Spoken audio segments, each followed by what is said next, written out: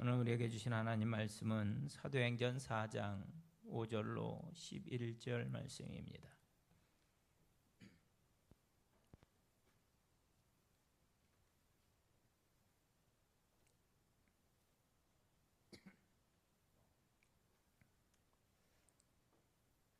사도행전 4장 5절로 11절 말씀을 제가 봉독해 드립니다. 이튿날 관리들과 장로들과 서기관들이 예루살렘에 모였는데 대제사장 안나스와 가야바와 요한과 알렉산더와 및 대제사장의 문중에 다 참여하여 사도들 가운데 세우고 묻되 너희가 무슨 권세와 누구의 이름으로 이 일을 행하였느냐? 이에 베드로가 성령이 충만하여 이르되 백성의 관리들과 장로들아 만일 병자에게 행한 착한 일에 대하여 이 사람이 어떻게 구원을 받았느냐고 오늘 우리에게 질문한다면 너희와 모든 이스라엘 백성들은 알라. 너희가 십자가에 못 박고 하나님이 죽은 자 가운데서 살리신 나사렛 예수 그리스도의 이름으로 이 사람이 강건하게 되어 너희 앞에 섰느니라. 이 예수는 너희 건축자들의 버린 돌로서 집 모퉁이의 머릿돌이 되었느니라. 아멘. 오늘 이 시간에는 우리를 변화시키는 성령님에 대해서 함께 묵상해 보려고 합니다. 이 말씀을 나누는 동안에 성령께서 오늘도 현재형으로 우리와 함께 해주셔서 이 말씀 앞에서는 우리들을 만져주시고 또 새롭게 변화의 첫걸음을 떼도록 이끌어 주시기를 간절히 소원합니다. 오늘의 본문 사도행전 4장에서 우리는 주님의 특별했던 제자 베드로를 만나게 됩니다. 복음서가 맞춰질 때쯤 그리고 사도행전이 막 시작되려고 할 때쯤 베드로는 철저히 실패한 제자의 모습으로 그려집니다. 물론 지난 3년 동안 그는 충실히 주님을 쫓았습니다. 하지만 실은 주님이 아니라 그의 기대 또 그 바램을 쫓고 있었던 것이죠. 뭘 보고 그렇게 말할 수 있느냐? 그 3년의 시간이 맞춰질 즈음에 주님께서 십자가를 앞에 두고 그 고민하셨던 그 마지막 순간까지도 그는 다른 제자들처럼 누가 더 높은가?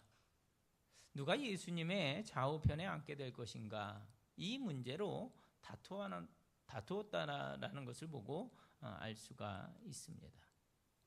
결국 그는 다른 사람은 몰라도 저는 절대로 주님을 부인하지 않겠다고 그렇게 항변을 했고, 그런데 잠시 후에 나는 그를 모르고 맹세하건대 그를 모르고, 아니 저주하고 맹세하건대 그를 모르고 3번 주님을 부인합니다. 그게 다가 아니었죠. 그 십자가와 부활을 베드로가 목도를 해요.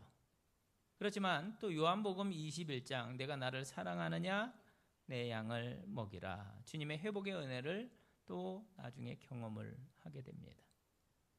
하지만 부활 후 40일간 그분과 함께 하나님 나라의 이야기를 들으며 다녔지만 승천하시려고 하는 그 직전 그 마지막 순간까지도 주께서 이스라엘 나라를 회복하실 때가 이때입니까? 라고 묻는 제자들의 그 한가운데 서 있었다는 거예요.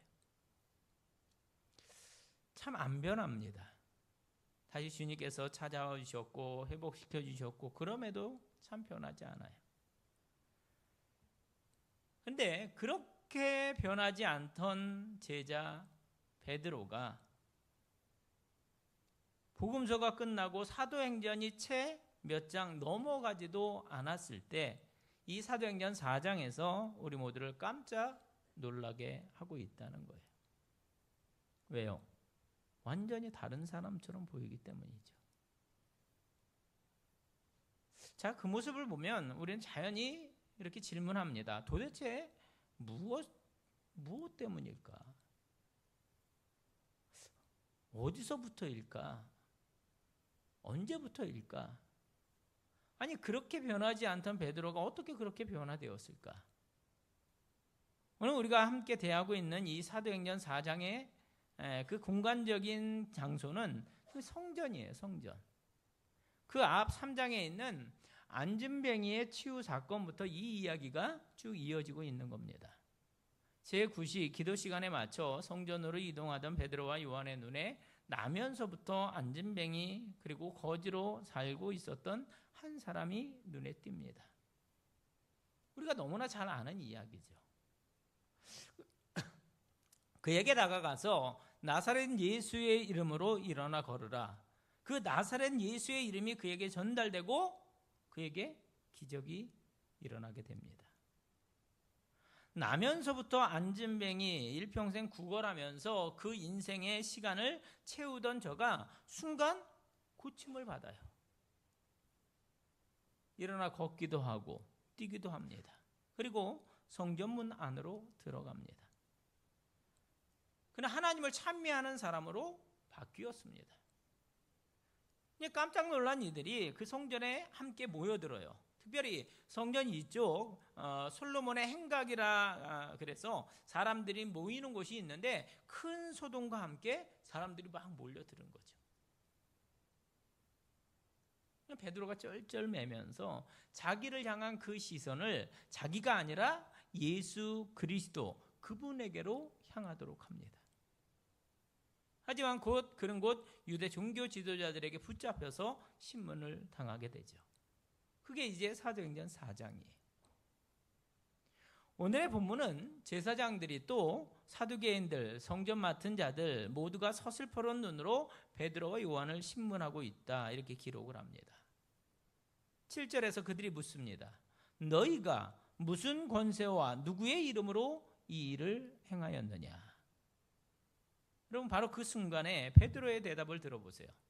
이에 베드로가 성령이 충만하여 이르되 어떻게 해요? 성령이 충만하여 이르되 백성의 관리들과 장로들아 만일 병자에게 행한 착한 일에 대하여 이 사람이 어떻게 구원을 받았느냐고 오늘 우리에게 질문한다면 그리고 이제 이야기를 끌어가고 있습니다. 무슨 일이 일어나는 것이라 합니까? 10절 중간 부분에 보면 너희가 십자가에 못 박고 하나님이 죽은 자 가운데서 살리신 나사렛 예수 그리스도의 이름으로 이 사람이 건강하게 되어서 너희 앞에 섰느니라. 여러분 예수님을 드러내고 있습니다. 그리고 이어서 아주 유명한 말씀이죠. 우리 함께 12절 말씀을 함께 읽습니다. 시작. 다른 이로서는 구원을 받을 수 없나니 천하 사람 중에 구원을 받을 만한 다른 이름을 우리에게 주신 일이 없음이라 하였더라. 아멘. 여러분 누가는 정말 가슴 벅차게 아주 세세하게 이 장면들을 이렇게 기록을 해주고 있습니다. 여기에 바로 우리의 관심이 자리를 합니다. 무엇이냐는 거예요. 도대체 뭐가 그렇게도 변하지 않던 베드로를 이렇게 담대한 증인으로 완전히 다른 모습으로 바꾸어 놓았느냐라는 겁니다. 우리는 알고 있어요. 그 앞에 나오는 사도행전 2장의 오순절 성령 강림 사건 때문이었습니다. 한순간 주님의 약속대로 거기 임하신 성령 하나님 그분의 임재가 베드로를 완전히 변화시켜 놓았습니다. 여러분 계속되는 말씀들을 보면 베드로의 이 담대한 증언, 서슬퍼런 협박에도 불구하고 외치는 자의 그 각오가 20절 우리는 보고 들은 것을 말하지 아니할 수 없다 하니 여러분 이런 모든 장면들을 보면서 베드로가 정말 크게 바뀌었구나 하는 것을 우리가 알 수가 있는 거예요. 결국 오늘의 이 사건을 통해서 21절 하반부에서는 모든 사람이 그 된 일을 보고 하나님께 영광을 돌림이라 이런 승리의 이야기로 맞춰지고 있습니다. 자 그렇다면 오늘 우리들의 관심은 틀림없죠. 그날 저 오순절 성령 강림 사건을 통해서 성령 하나님께 붙들렸던 베드로는 오늘 우리들에게 어떤 변화의 모습을 보여주고 있느냐라는 거예요. 아니 오늘 설교의 제목에 근거해서 이렇게도 질문할 수 있죠. 하나님의 신 성령님께 붙들리면 과연 우리는 어떤 변화를 체험할 수 있느냐라는 것입니다. 이 변화의 증거가 된 사람 베드로를 통해서 그걸 우리가 함께 보자는 거죠. 자 그러다 보면 우리 성령 하나님이 어떤 분이신지가 드러난다는 거예요. 자 가장 먼저 성령님의 손에 붙들렸던 베드로의 삶에는 분명히 표적과 기사가 나타났다는 점을 우리가 주목하겠습니다.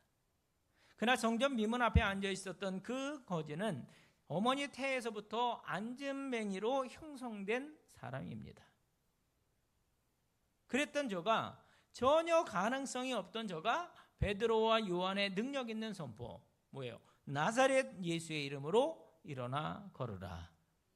이 선포 앞에 놀라운 기적의 주인공이 되었다는 겁니다.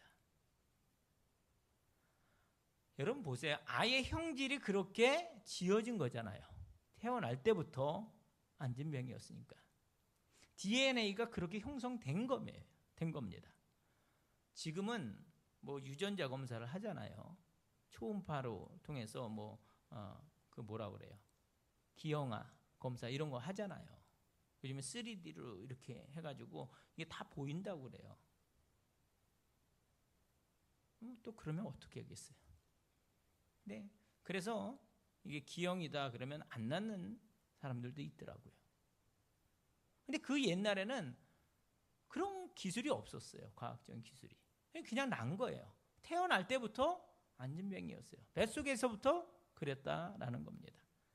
그런데 성령은, 저를 소생시키시는 성령 하나님, 특별히 창조의 능력을 가지고 계신 그분 때문에 저가 다시금 어떻게 돼요? 일어서게 되었다는 겁니다.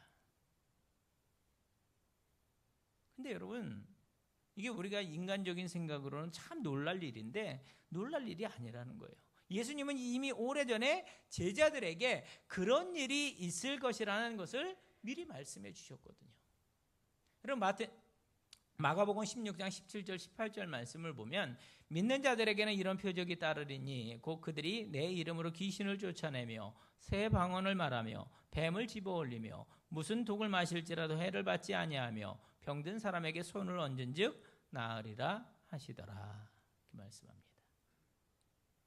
그날 이후 베드로는 과연 주님의 그 말씀 그대로 가는 곳마다 놀라운 성령의 능력으로 표적과 기사를 행하곤 했습니다.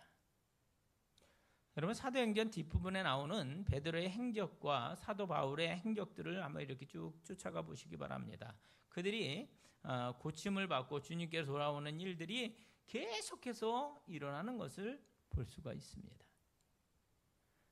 성령께서 함께 하시면 우리들 삶에는 놀라운 일들과 표적과 기사가 나타나게 될 줄로 믿습니다. 저의 삶에도, 또한 여러분의 삶에도 있게 될 줄로 믿습니다. 자, 두 번째로 우리는 본문에 드러난 베드로의 이 담대한 모습을 통해서 그가 그렇게 바뀌었다라는 것을 알 수가 있습니다. 자, 여러분, 이전에 베드로의 모습은 어땠습니까? 특별히 어려움을 이렇게 맞이하면 그는 어떻게 해서든지 예수님과의 그 연관성을 숨기거나 아니면 피하거나, 그래서 그분을 모른다고 시치미를 떼거나 그랬어요. 그게 베드로의 모습이었습니다. 야, 이 사람도 갈릴리 그 사람과 함께 있었도다. 저는 그 도당이다. 그때 베드로가 화들짝 놀라서 이렇게 말합니다. 아니다. 나는 그를 모른다. 나는 절대로 아니다. 3번이나 연거푸 예수님을 부인하며 외쳤던 게 베드로였어요. 그런데 오순절에 성령 하나님을 체험한 후에 베드로가 바뀝니다. 여러분, 오늘만 해도 그래요. 솔로몬 행각 앞에 모여있던 3,000명이나 되는 사람들 앞에서 담대하게 외칩니다. 형제들아, 이 일은 선지자 요엘을 통해서 예언해 주셨던 일, 말세 내가 내 영으로 모든 육체에게 부어주리라 했던 그 약속이 성취된 것이다. 그분을 증거합니다. 그러므로 회개하고 돌이켜 너희의 죄사함을 받으라. 너무너무 당당합니다. 예수님을 모른다고 3번이나 부인했던 베드로와 담대하게 외치고 있는 이 베드로의 모습을 한번 이렇게 연관시켜 보세요. 완전히 바뀌어진 베드로의 모습을 보게 되는 거죠. 성령 하나님께서 그를 담대한 하나님의 사람으로 바꾸어 주신 줄로 믿습니다. 우리는 예수를 믿지 않는 분들에게 예수님을 이야기하고 이럴 때 굉장한 용기가 필요합니다. 쉽지 않아요. 전혀 모르는 사람에게 예수 믿으시라고, 예수 믿고 구원받으시라고, 이게 쉽지 않습니다. 그런데 꿋꿋이 그 일들을 감당하는 분들이 계십니다. 그 모습이 참 귀한 거예요. 성령님 그분과 함께 그분에게 붙들리면 그 일들을 담대하게 계속해 내더라는 것입니다. 여러분, 통계에 의하면 지금부터 한 세기 전, 즉 1900년대죠. 그 1900년대에 복음을 전하다가 죽은 사람들, 예수님을 부인하지 않고 끝까지 믿음을 지킨 사람들이 1년에 약 15만 명 정도가 되었답니다. 죽은 사람들이 1년에 15만 명. 그러니까 지난 세기에만 해도 매일매일 하루에 몇 명이에요? 365일로 나누면 한 400명이나 되는 사람들이 지구촌 곳곳에서 믿음 때문에 죽임을 당했다는 거예요. 그러나 그럼에도 불구하고 주의 영에 붙들린 사람들은 담대합니다. 우리는 베드로에게서 그 변화를 보게 되는 거예요. 베드로의 그 변화된 모습이 또 계속 이어집니다. 세 번째, 그에게 있던 변화는 그의 복음을 증거하는 행위를 통해서 알 수가 있습니다. 자, 전도하고 복음을 이야기하는 일 자체가 그에게 있었던 성령님께서 주신 변화의 증거라는 거예요. 베드로는 지금 이스라엘 백성들 가운데 가장 두려워하는 그 공권력의 협박 아래 이제 서 있는 겁니다. 그런데 지금 변화된 베드로가 거기서 담대히 복음을 증거하고 있습니다. 10절로 12절 말씀 다시 보겠습니다. 너희와 모든 이스라엘 백성들은 알라. 너희가 십자가에 못 박고 하나님이 죽은 자 가운데서 살리신 나사렛 예수 그리스도의 이름으로 이 사람이 건강하게 되어 너희 앞에 섰느니라. 이 예수는 너희 건축자들의 버린 돌로서 진 모퉁이의 머릿돌이 되었느니라. 다른 이로서는 구원을 받을 수 없나니 천하 사람 중에 구원을 받을 만한 다른 이름을 우리에게 주신 일이 없음이라 하였더라. 담대하게, 정말 담대하게 복음을 선포하고 있습니다. 여러분, 잠시 후에 한 사건이 있고 다시 5장에 보면 또다시 대제사장들과 사두개인들 앞에 붙들려 서게 됩니다. 두 번째 협박이 또 주어져요. 그런데 거기서도 똑같이 복음을 내치는데 이번에는 더 중요한 복음의 핵심이 담겨져 있는 것을 보게 됩니다. 사도행전 5장 30절에서 32절 말씀. 너희가 나무에 달아 죽인 예수를 우리 조상의 하나님이 살리시고 이스라엘에게 회개함과 죄사함을 주시려고 그를 오른손으로 높이사 임금과 구주로 삼으셨느니라. 우리는 이 일의 증인이요 하나님이 자기에게 순종하는 사람들에게 주신 성령도 그러하니라 하더라. 여러분, 4장도 그렇고 이 5장도 그렇고 그의 담대한 복음의 증거 행위는 성령이 함께 하신 성령의 변하게 하심의 증거라는 거예요. 주님이 약속하셨습니다. 오직 성령이 너희에게 임하시면 너희가 권능을 받고 예루살렘과 온 유대와 사마리아와 땅끝까지 이르러 내 증인이 되리라 말씀하셨습니다. 그리고 그 말씀대로 그 성령은, 그분의 오심은, 그의 충만함은 그 복음을 전달하고 소통하기 위해서 주신 놀라운 능력으로 바로 그들과 함께해 주셨다는 거예요.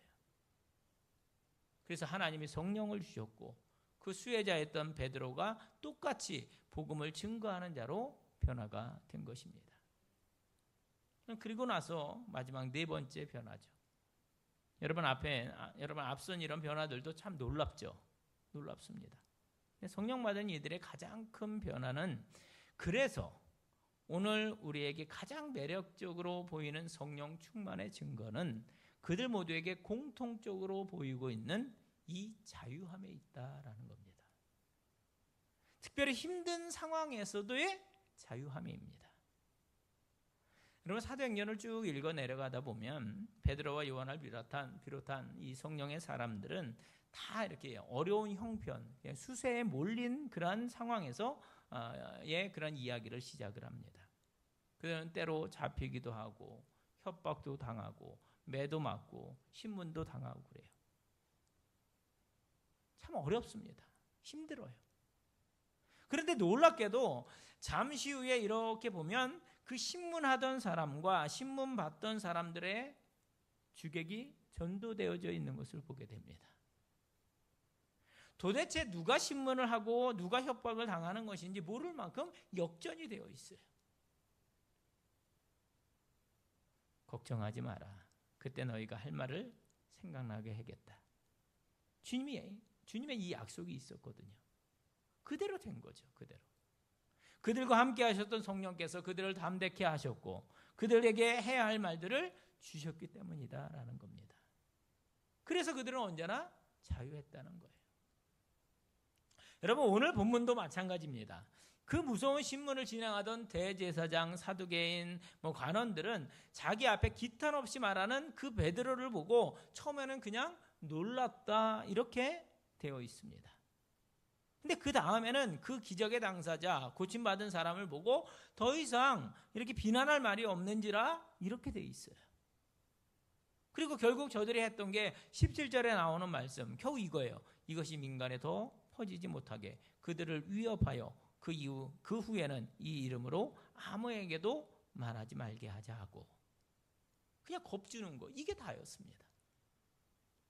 근데 바로 그 순간에 19절, 20절 말씀을 보면 통쾌한 베드로와 요한의 답이 들려지게 됩니다. 베드로와 요한이 대답하여 이르되 하나님 앞에서 너희의 말을 듣는 것이 하나님의 말씀을 듣는 것보다 옳은가 판단하라. 우리는 보고 들은 것을 말하지 아니할 수 없다 하니. 여러분, 완전히 전세가 역전되어 있는 거예요. 오히려 그들에게는 자유함이 분명히 드러나고 있습니다. 주 2세기경에 북아프리카에 살던 알렉산드리아의 클레멘트라는 교부가 있었습니다. 그가 기록한 베드로 사도의 이 최후에 대한 이야기인데, 베드로는 자기하고 같은 시간에 사형장으로 끌려가는 아내를 보았답니다. 그런데 베드로는 슬퍼하지 않았대요. 오히려 아내와 함께 주님이 계시는 하늘나라에 가게 된 것을 기뻐하면서 베드로가 그 아내를 격려했답니다. 여보, 주님을 기억합시다. 드리는 말씀은 이겁니다. 그들이 지금 직면하게 된 그 삶의 문제가 결코 작지 않았다는 거죠. 그들은 지금 모든 이들이 주목하고 있는 죄수입니다. 그럼에도 불구하고 그들은 그게 이 상황이 이러면서 의연히 더 높은 가치를 붙잡고 자유롭게 행동합니다. 그는 상황의 노예가 되지 않았습니다. 대신 저들은 자유함을 가졌고 또 대범함이 있었습니다. 이유가 뭘까요? 그들 안에 그들을 붙잡고 격려하시는 성령 하나님, 그분 때문인 줄로 믿습니다. 성령의 눈으로 저들이 바뀐 거예요. 그 가슴이 바뀌어진 겁니다. 대제사장, 서기관들이 자기들을 아무리 협박해도 그들은 마음속에 그 예수님의 마음과 연결되어서 그들이 보는 게 사람들이 아니라 저 하늘의 비밀이었다는 거죠. 그 하나님 나라에 주께서 약속해 주신 상급, 영광의 면류관, 이런 모든 것들로 인해서 그들이 이 상황에서 자유했고 묶이지 않았습니다. 여러분, 하늘이 열린 것을 본 사람 스데반, 여러분 7장 56절에 보면 말하되 하늘이 열리고 인자가 하나님 우편에 서 계신 것을 보노라. 이게 스데반 고백 아닙니까? 그는 다른 걸 보고 자유했습니다. 이 상황보다 훨씬 뛰어난 하늘나라의 가치를 보고 있었어요. 베드로와 요한도 마찬가지로 협박이 통하지 않는 이유가 바로 거기 있었다는 거죠. 때려도 말 안 듣습니다. 감옥에 그들을 가뒀어요. 그래도 여러분, 그들을 보면 천사가 그날 밤에 그들을 꺼내놓습니다. 세상이 감당치 못하는 사람, 누구 때문에요? 성령 하나님 때문에. 여러분, 오늘도 마찬가지입니다. 성령님께 붙들린 사람은 뭔가 좀 안 돼도 조급해하지 않습니다. 그게 대수야. 그냥 자기 길을 올곧이 걸어갑니다. 꾸준히 그 길을 가요. 그들에게는 이 세상의 일들이, 자기 주변에 일어나는 일들이 그렇게 중요하지 않습니다. 다른 4차원에 산다 이런 의미가 아니에요. 이 세상을 중요시 여기지 않는다, 이 세상에 관심이 없다, 그런 의미가 아닙니다. 그것들도 물론 관심의 대상 맞습니다. 중요하게 여기고 또 책임적인 존재로 반응해야 하는 거예요. 우리가 이 땅에 살고 있으니까. 하지만 그 상황에 묶이지 않고 그리스도인들이 가야 할 그 걸음을 흔들리지 않고 그게 걸어가는 거죠. 너희 대제사장들과 서기관과 사두개인들이 우리를 협박해도 예수 그리스도가 주와 그리스도가 그리스도이시라는 사실을 나는 믿고 간다.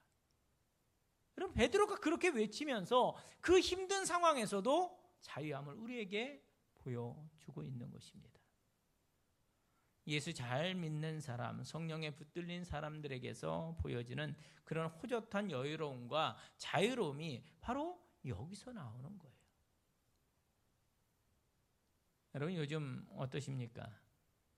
삶 가운데 다가오는 여러 가지 일들로 걱정되는 일이 많이 있는 줄 압니다. 하지만 그 상황들이 오늘 내가 하나님의 사람으로 믿음의 길을 걸어가고 있는 이 모습에는 영향을 미치지 않기를 간절히 바랍니다. 참 소망 되신 그분에게 내 시선을 고정시키고 세상이 감당치 못하는 그러한 모습으로 의연하게 믿음의 길을 걸어가는 우리 모두가 될 수 있기를 바랍니다. 그날 베드로는 변화되었습니다. 지긋지긋하게 변하지 않던 저가 어느 날 하나님의 사람으로 변화되었습니다. 왜요? 누구 때문에요? 바로 성령 하나님, 그분 때문입니다. 따라서 오늘 설교의 포인트는 간단합니다. 그 베드로가 변화되었다면 오늘 우리도 변화될 수 있다라는 겁니다. 믿습니까? 그 변화를 사모하자는 거예요. 그런데 여러분 이걸 우리가 꼭 알아야 합니다. 우리들에게 반드시 변화시키는 성령 하나님의 은혜가 필요하다는 사실 말입니다. 그 은혜가 필요 없는 분들은 없을 거예요. 주여 나에게도 성령으로 충만하게 하사 당신의 사람 되게 하여 주시옵소서. 누가복음 11장 13절에 보면 너희가 악할지라도 좋은 것을 자식에게 줄 줄 알거든 하물며 너희 하늘 아버지께서 구하는 자에게 성령을 주시지 않겠느냐 하시니라, 이렇게 말씀하셨습니다. 혹시 여러분에게 그 좋으신 성령님께서 늘 인재하고 계시다는 확신이 없으십니까? 혹시 오늘 여러분 믿음의 여정을 걷는 중에 무엇인가 알지 못하는 불만족스러움이 여러분 가운데 있으십니까? 내가 이렇게 믿어서 되겠나? 이런 질문을 하십니까? 왜 이렇게 내가 변하지 않을까? 때로 실망하십니까? 여러분 이 시간 그 모든 의심의 언어들을 뒤로 하시고 오늘 이 본문 사도행전 4장에 나오는 초대교회의 변화된 사람 이 베드로를 바라보면서 우리 그 모습을 소원하며 나아가도록 하겠습니다. 주여 약속하신 성령을 보내주시옵소서.